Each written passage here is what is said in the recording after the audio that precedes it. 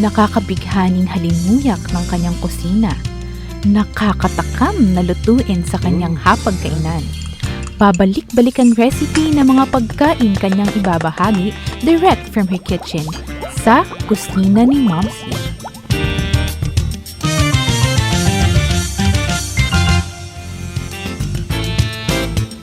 Magandang umaga po sa ating lahat. Welcome sa kusina ni Momsy. At dahil nga may mga special occasions tayo sa buwan na ito, ay isang ulam recipe po ang lulutuin natin ngayong umaga. Gagawa po tayo ng beef curry. At ang twist po dito ay kapag naluto na ito, paano ba natin ito kakainin? Kasi hindi po kanin ang kasabay sa ulam na ito. Kaya, let's go! Heto na po yung ating mga ingredients. Kalahating kilong laman ng baka, sliced into 1-inch cube, 2 pirasong patatas, binalatan po at hiniwa, isang medium-sized na carrots, binalatan po at hiniwa, 1.5 teaspoon patis, 1/4 cup cooking oil, 1.5 cups to 2 cups po na gata ng nyog, 1 cup water, 1.5 teaspoons curry powder or depende po yan sa inyong type kung gusto nyo mas matapang or kung gusto nyo po ay mild. 4 na pirasong bawang, binalatan and minced, 1 medium-sized red onion, binalatan and sliced, 1 thumb-sized ginger, binalatan and sliced into strips, at dahil mahal po ang ating bell pepper, siling haba na lang po ang gagamitin ko kasi anyway, yung amoy at flavor lang naman ang kailangan po natin. And then syempre, paminta and asin according to taste. So, dun sa kaserola na paglulutuan ng ating beef curry, ay magpainit lang ng oil at prituhin po yung patatas until light brown on all sides. Then, prituhin din po ng bahagi ay yung carrots. Sunod pong gawin ay i-sear yung beef pieces until mag-light brown on all sides, 1 to 2 minutes po, just to preserve the flavor po, ma-lock in yung flavor ng meat within.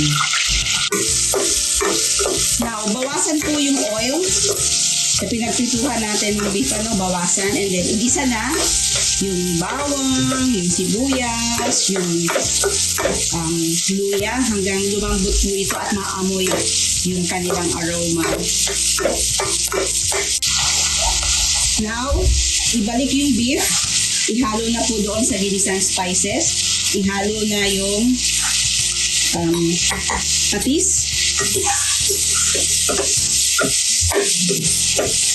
ayan, and then idagdag na po yung water,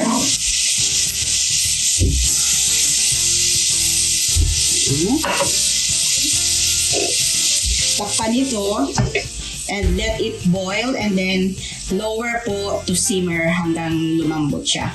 Pero kailangan alisin po natin yung mga bula-bula kapag nagsimula na siyang mag-boil. Yung nilagay ko po na water dun sa meat, pagpalambot ko ay naubos. So natuyo na siya. Then malambot na rin naman yung meat. I'll add na the coconut milk.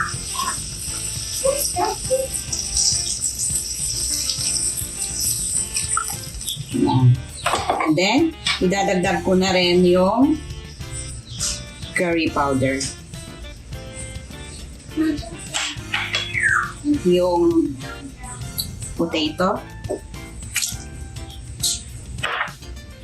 carrots, at saka yung sili.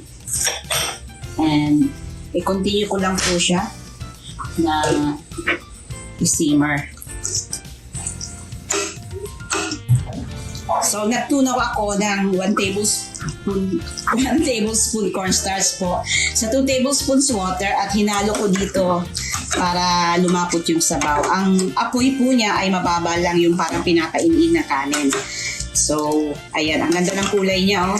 Yan. Hinihintay ko na lang ngayon na maluto po yung gulay at na-adjust ko na yung kanyang timpla. So, kung gusto niyo po ng medyo maanghang, just add chili flakes or dagdagan yung pwede po kayong maghiwa ng anong tawag nito, ng labuyo. Pero kung hindi naman, that's okay na. So, yung panlasa po ninyo, yung inyong sundin. So, bili lang po kayo nitong flatbread na to, nabibili ito sa mga groceries. At initin lang, 1 minute sa kabilang side and 1 minute naman sa kabilang side. So, ito po yung isasawsaw natin dun sa sauce ng ating beef curry. Heto na po, naluto ko na yung ating beef curry at nainit ko na po yung flatbread. So, pupunit lang ng flatbread at isasawsaw dun sa sauce. Subo na. At kukuha lang ng meat, tutusok gamit ang tinidor. Subo na. Isang kakaibang recipe po at kakaibang maihahain natin ngayong mga holidays nito sa ating mga hapagkainan. Siguro naman kakasya po. Sobra pa din actually yung 500 din. Yung kung 4 lang kayo, pwede na siguro yung 1/4 kilo na baka. Ano po? Sige, enjoy! Ako po si Ma'am Cielo E. Basco na nakasama ninyo mula dito sa kusina ni Ma'am C.